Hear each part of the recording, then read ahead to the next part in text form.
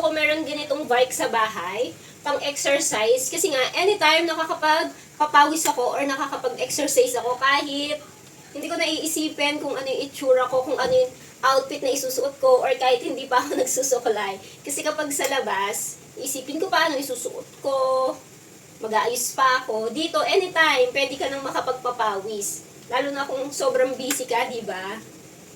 Madami ka pang gagawin, o.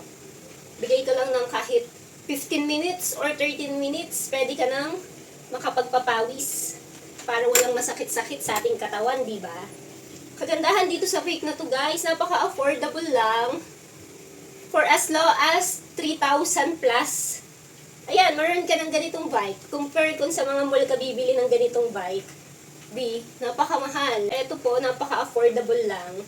Kung naghahanap kayo ng magandang bike katulad nito, affordable lang. Ilalagay ko yung link nito sa aking basket, guys, para makapag-exercise na rin po kayo sa bahay, di ba? Ayan. Pawisan na kaagad. Kakasimula pa lang. So, yun lang po. Thank you for watching. Bye!